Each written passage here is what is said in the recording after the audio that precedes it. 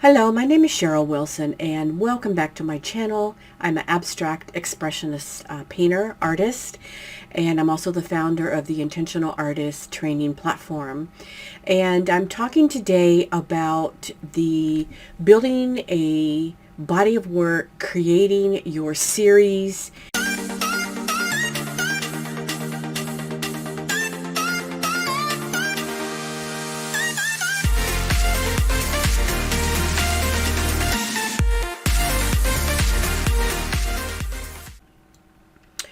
Alright, so now this will be the video 2 under the working in a body of work, working in a series. And this video will be talking about the first 2 points, bullet points, that I consider in a succession for working with a body of work, working in a series. They're kind of the same thing. As I talked about in video 1, this is a little bit different than your entire body of work for you as an artist. This is working with a body of work with a specific title, a specific theme, having a number of canvases, a number of paintings, a number of whatever it is that you work in that are housed under a body of work where you actually have coordinated together under a grouping. I've been asked before if under that body of work, if you're submitting this to a gallery or for a specific purpose, can you have a body of work and then throw in some other pieces? And my recommendation is if you are submitting to a gallery or if you are doing this for a show, to keep your body of work as a cohesive group.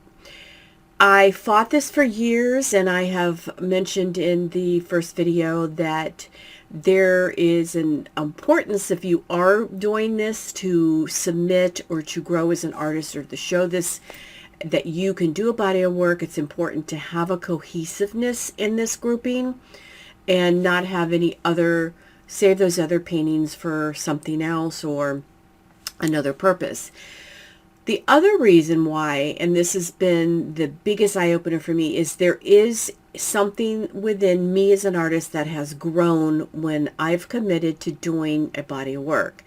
When you go through these steps, and I do have a template here of really 9 points, and then the 10th one is a is optional. Actually, it's 10. There's like 11th one that's optional. When I go through this and I'm committed to this, even though my number of paintings might change, the fact that I am committing to these steps, kind of like I don't like to use force, but it brings me under an umbrella of working towards a goal, and I've learned so much. It keeps me focused on what I'm doing. It keeps me from wandering all over the place.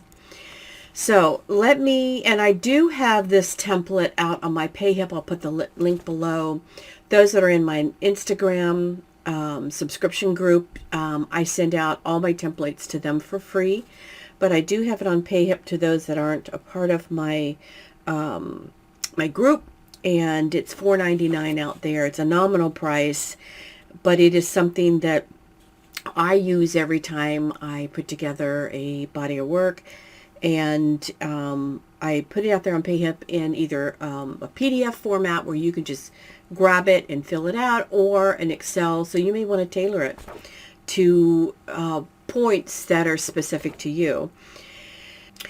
I am actually going to go over the first 2 points that I have that I think are important, and that's decide on a title for a body of work series and research ideas for your body of work series. Now, the title to me is critical because it sets the tone for what you're going to be doing.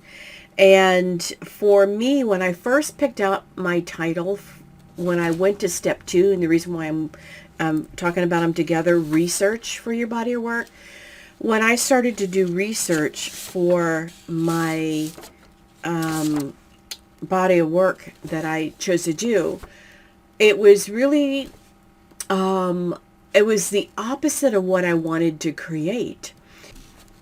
The first title I chose was Peace Underneath. And the concept for my series was where I'm at right now in my life as a woman. And I wanted just to portray some of, and it mainly is around my age and how things are changing within me becoming a grandmother. Things are different in my health situation, and being in the latter part of the end of the 60s in my life, I wanted to put together art and paint art that I felt passionate about, that resonated with me. When I came up with my title, and then I did my research, which is important to do, the research led me to a more passionate depth of where I wanted my paintings to go. And I know this may sound counterintuitive, but Peace Underneath was too positive. Although I'm an extremely positive person, when it comes to art, when I wanted to explore what I was feeling, the title, and this is kind of a throwback from where I was before, Torn, the title Torn for my series fit. It, to me, portrayed more of an area where I could explore more passion as to where I am in my life right now. Peace Underneath, I felt, restricted me. And that's what your research is going to do. You're going to research, and it's okay to use, research other artists, what their art looks like. What are you feeling when you look at other people's art? What resonates with you right now when you think about your series? Google some of your words. When I Googled Peace Underneath and I did the antonyms, I was coming up with words that seemed to fit better for me. So the research part of your title is going to be very important to you, because it's going to take you on a journey where you initially started. And that's the whole benefit of doing this, working in a series, in a body of work, is you're going to find that your growth and where you are going to go, the things that are going to happen to you are going to be, it's going to take you on a path that when you do individual pieces of work, don't take you, because you are focusing on research of your word or your words for your title. You're researching for your artist statement, which is number 3 that I'm going to go over. And your path of thinking, even at this point, is going to take you on a journey that you never thought it would take you on. So as I thought about the word torn, that just seemed to resonate with me as to, not that it was a negative word, but resonate with me as to what I wanted my series to be. I wanted it to be about some of the maybe anger I was feeling as I'm getting older and I can't get out of bed as easy and I hurt more, or I'm not as young as I used to be, which is okay. I'm perfectly fine with where I am at this point of life. I'm exactly where God wants me to be, but things have changed for me. And as I look into the health situation and with my husband retiring soon, where I'm moving, all that, I wanted that to be in it. And I wanted this series to be about who I am as an artist at this current point, what my art was going to mean to me. But I also needed to understand what the art was going to be for the audience looking at it. Are they going to feel and understand what the passion I feel in this body of work? And that's where step 3, where we're going to talk about the artist statement and how important it is, and some of the tools I use to put together an artist statement, which will be in the 3rd video. So the first thing I do is I make a list of words that I want my series, my body of work to represent. Just start brainstorming and listing down words. For me, they were like mood, emotion. And those are words that I ended up Googling, and it kind of just gave me more food for thought as to where I was going in my series. All this is something that you're going to brain dump down onto a piece of paper, or, you know, if you're of the generation that everything goes on your computer, on your phone, brain dump it somewhere. 2, keep focus about what is motivating me, because you're going to be going off on these tangents when you do your research, and your mind's going to, most artists, their mind kind of swirls and swirls. So keep focused on the main reason why you wanted to do this body of work. And for me, I kept thinking about the word torn. And by staying focused on that, it helped me understand when feelings came into my mind, where they were taking me. And that kind of helped me. I would jot down some of these words and some of my feelings, because eventually those words are going to be titles to your paintings.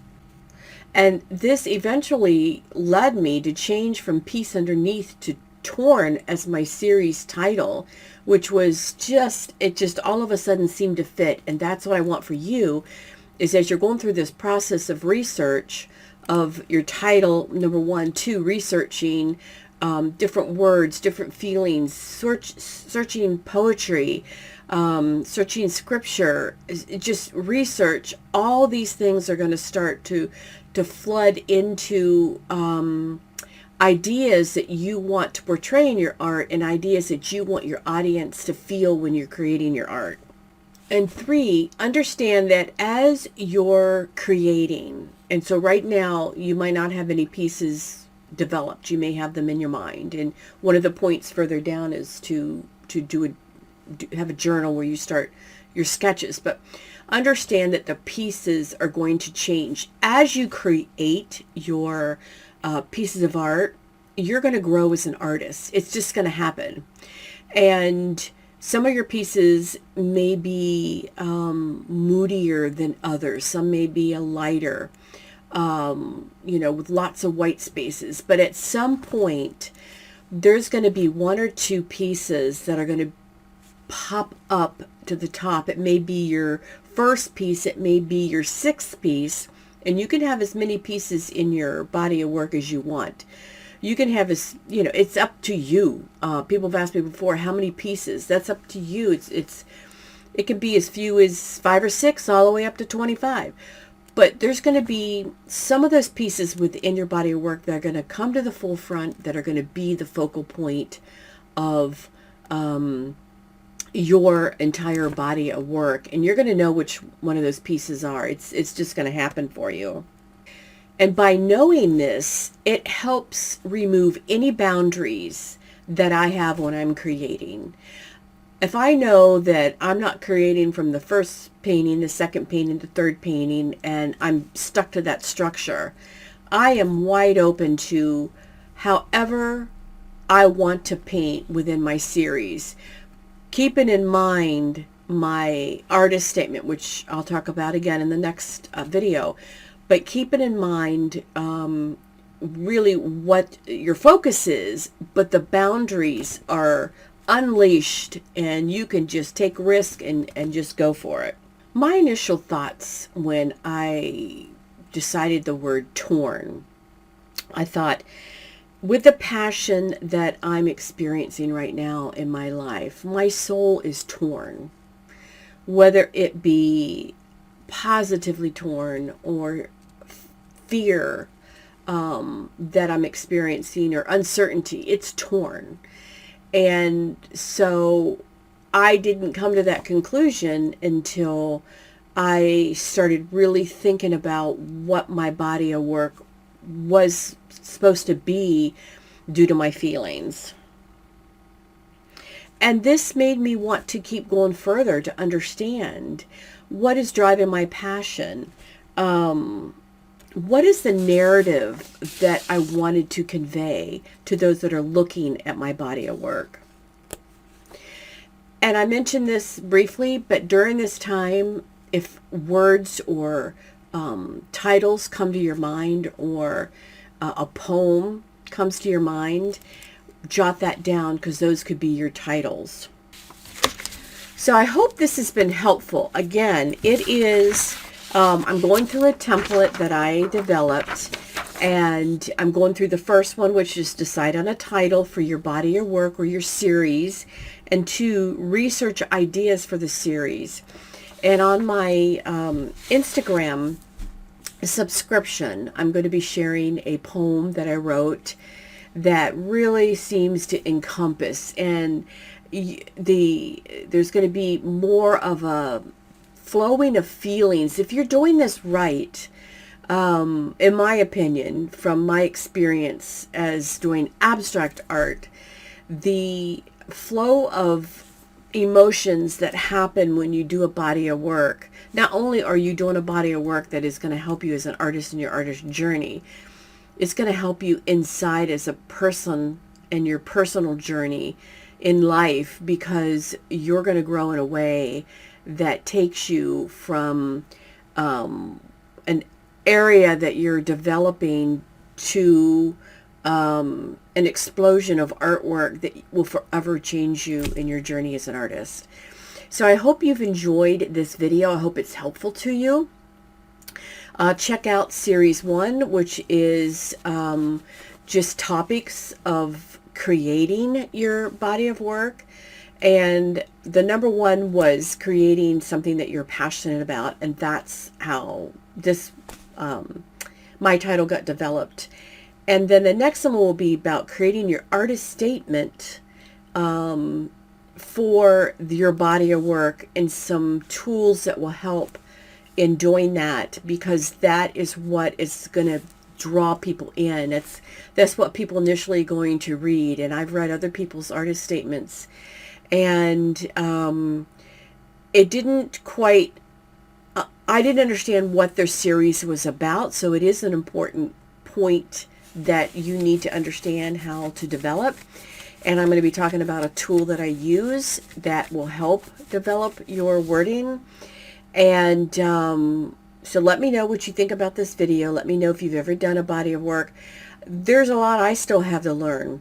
So if you've got some ideas on that you've already been through this, share them down below with our community. We're developing a wonderful community of artists here, and I think that we can all learn from each other.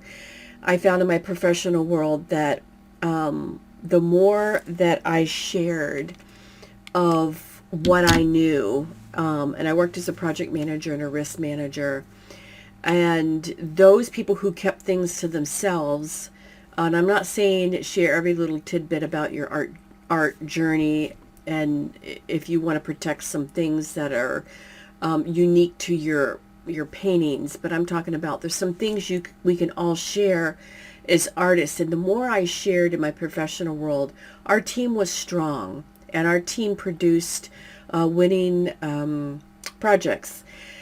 And that's the concept I take into my art journey, is the more that I feel I share and others share about their journey and what they've learned and what they're learning, and not be afraid to be vulnerable about.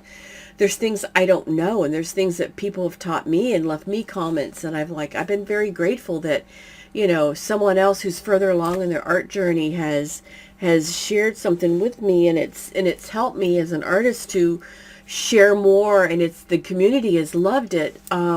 Share. I mean, if you have comments, stay positive though. I don't like negativity, and I don't like putting other artists down, so make it positive. But without further ado, I'm going to end this video and look forward to seeing you on the next one. I hope this has been helpful, and I will put the 2 points below in the description, and I'll put the link to my PayHip account where I keep my templates and certain artist tools that at a nominal price. There's even some free tools out there for you, so check it out. And I'll see you next time. Thank you for being a part of this. Please leave a thumbs up and subscribe. And again, thank you.